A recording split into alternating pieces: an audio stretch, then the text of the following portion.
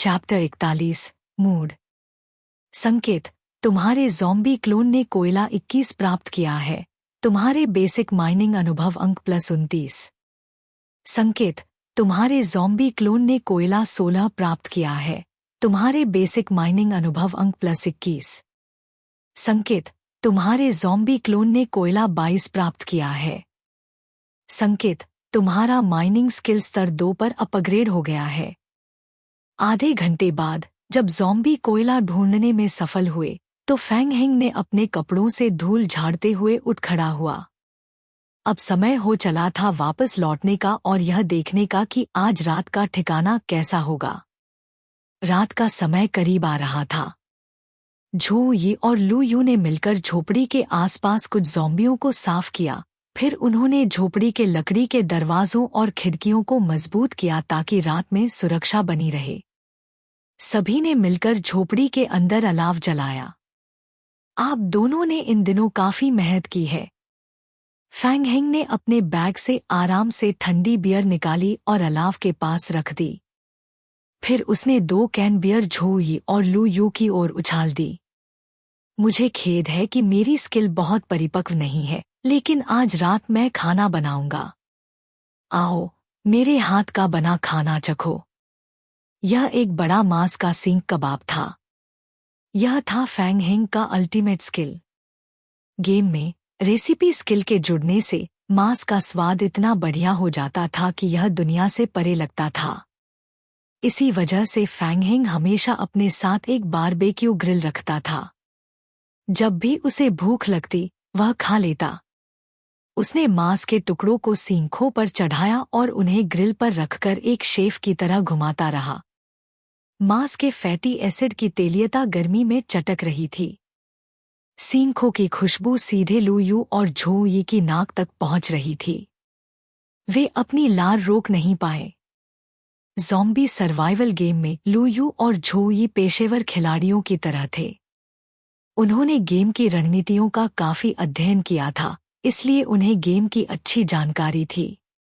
लेकिन उनके इस अनुभव के बावजूद इन दिनों वे सिर्फ आलू, जंगली सब्जियां, भुनी हुई बेरी और पक्षियों के अंडे ही खा रहे थे।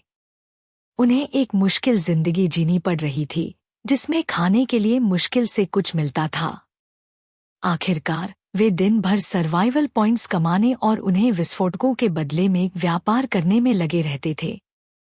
उनके पास खाना खोजने का अतिरिक्त समय नहीं था। उन्होंने कभी सोचा भी नहीं था कि इस गेम में कोई इतना मजे से मांस के बड़े कबाब खा सकता है और बियर पी सकता है। जब उन्होंने फैंग हेंग को मांस पर जीरा छिड़कते और एक विशेष सॉस लगाते देखा तो दोनों की आंखें फटी की फटी रह गईं। ये क्या हो रहा था? उन्हें लग रहा था कि वह सर्वाइवल गेम में है या किसी कुकिंग प्रतियोगिता में। यह व्यवहार बहुत ज्यादा था। फैंग हेंग ने बियर का कैन उठाया। तुम दोनों ने कड़ी मेहनत की है। चीयर्स। भविष्य में भी साथ काम करते रहेंगे। सुखद सहयोग।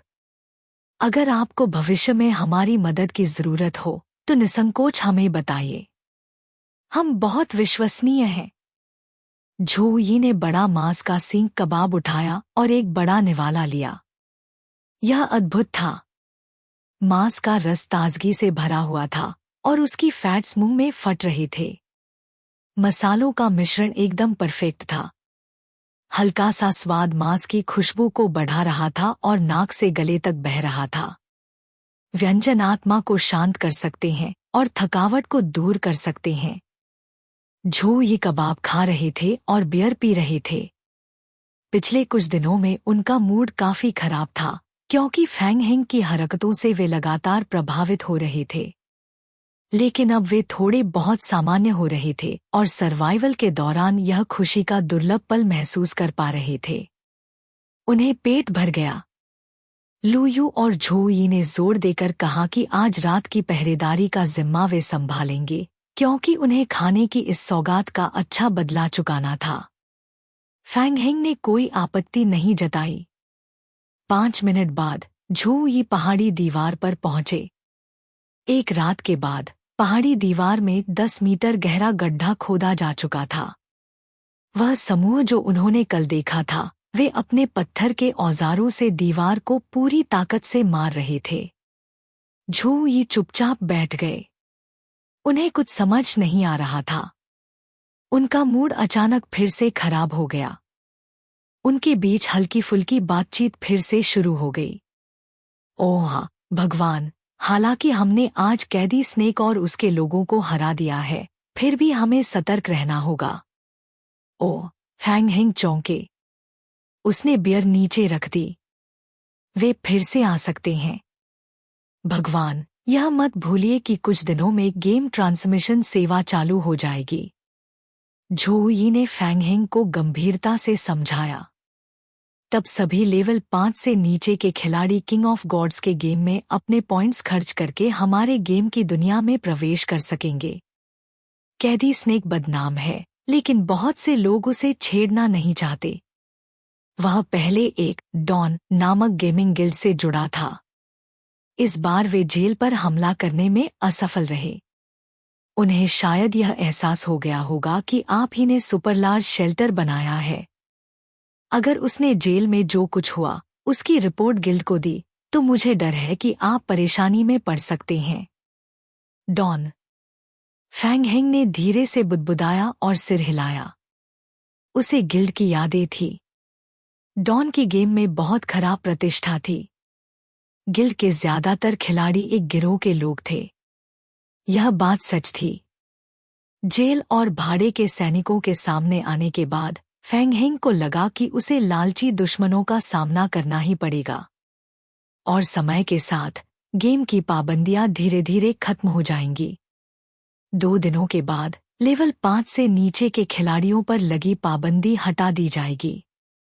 1 महीने के बाद लेवल 10 से नीचे के खिलाड़ी भी अपने किंग ऑफ गॉड्स पॉइंट्स का उपयोग करके गेम में प्रवेश कर सकेंगे। फैंग हेंग को आभास हुआ कि मुसीबत धीरे धीरे आ रही थी, लेकिन वह मुसीबत से डरता नहीं था। शुरुआत में उसने अपनी पहचान छिपाई और चुपचाप विकास किया। उसने यह फैसला इसलिए किया था ताकि वह जेल को विकसित करने के लिए और अधिक समय खरीद सके और अनचाही नजरों से बच सके। लेकिन इससे उसकी विकास गति बहुत धीमी हो रही थी। फैंग हेंग को लगा कि अगर दुश्मन आ रहे हैं तो उन्हें आने दो। वह जो करना चाहता था वह यह था कि हमेशा अन्य खिलाड़ियों से एक कदम आगे रहे और खुद से पहल करे। वह अपनी ताकत से उन्हें कुचल देगा और उसे डर नहीं था। अगर वे आएंगे तो वह उन्हें एक एक कर मार डालेगा। हालांकि फैंग हेंग को मरने का डर था, फिर भी वह उनका सामना करने के लिए तैयार था। अगली सुबह सूरज उगा और अंधकार को मिटा दिया। झू यी, जो पहरेदारी कर रहे थे, ने अपनी कमर सीधी की। वह भाग्यशाली थे। रात में बहुत शांति थी। कोई भी ज़ॉम्बी उन्हें परेशान करने नहीं आया। साथ ही पिछली रात उन्होंने काफी खाया पिया था। उनका मूड भी पिछले कुछ दिनों की तुलना में बेहतर था। उन्होंने उठकर बाहर ताज़ी हवा लेने की सोची। चलो झू यी, निराश मत हो, जीवन का सकारात्मक रूप से सामना करो। झू यी ने खुद को प्रोत्साहित करने के लिए अपने गाल थपथपाए। उन्हें यह भी महसूस हुआ कि फैंग हेंग के कारण वे झटके झेल रहे थे और उनका मनोबल कुछ हद तक गिरा हुआ था। क्लिक। झोपड़ी का लकड़ी का दरवाजा खोलते ही झू यी हैरान रह गए। यह क्या था? झोपड़ी के बाहर पहले इकट्ठे किए गए पत्थर 10 से अधिक 2 मीटर ऊंचे छोटे पहाड़ों में तब्दील हो चुके थे। इन छोटे पहाड़ों में कुछ छोटे काले पत्थर भी मिले हुए थे। काले पत्थर। हम्मा, यह कोयला था। झू यी उलझन में थे। यह क्या हो रहा था? क्या यह कोई भ्रम था, क्योंकि उन्होंने कल रात केवल 4 घंटे की नींद ली थी? झू यी धीरे धीरे एक छोटे पहाड़ के पास पहुंचे और एक छोटा सा कोयला का टुकड़ा उठाया। कोयला तुरंत उनके हाथ से गायब हो गया। संकेत, आपने कोयला एक प्राप्त किया है। यह असली था। यह कोई भ्रम नहीं था, यह सचमुच कोयला था। क्या माजरा था? यह सारा कोयला कहाँ से आया? आसमान से गिरा था? क्या भूतों ने यह किया था? या फिर सिस्टम में कोई बग था? झोई असमंजस में थे और चारों ओर देखा। उन्हें दूर से एक ज़ॉम्बी लड़खड़ाते हुए आता हुआ दिखाई दिया। झोई ने सहजता से अपना हथियार उठा लिया। यह ज़ॉम्बी लकड़हारे की वर्दी पहने हुए था। यह शायद भगवान द्वारा बुलाया गया होगा। झोई ने अपना हथियार नीचे कर दिया और कुछ कदम पीछे हट गए, लेकिन अभी भी सतर्कता बनाए रखी। लकड़हारा ज़ॉम्बी ने झोई पर ध्यान नहीं दिया और उस पर हमला करने की कोई इच्छा नहीं जताई। वह झोई को पार करता हुआ सबसे नए छोटे पहाड़ के सामने चला गया। फिर झोई ने वह दृश्य देखा जिसे वह कभी नहीं भूल सकेगा। लकड़हारा ज़ॉम्बी ने अपने बैग से पत्थरों के टुकड़े निकाले और उन्हें छोटे पहाड़ पर फेंक दिया, ऊंचे उठे छोटे पहाड़ में ईंटों और टाइलों को जोड़ते हुए।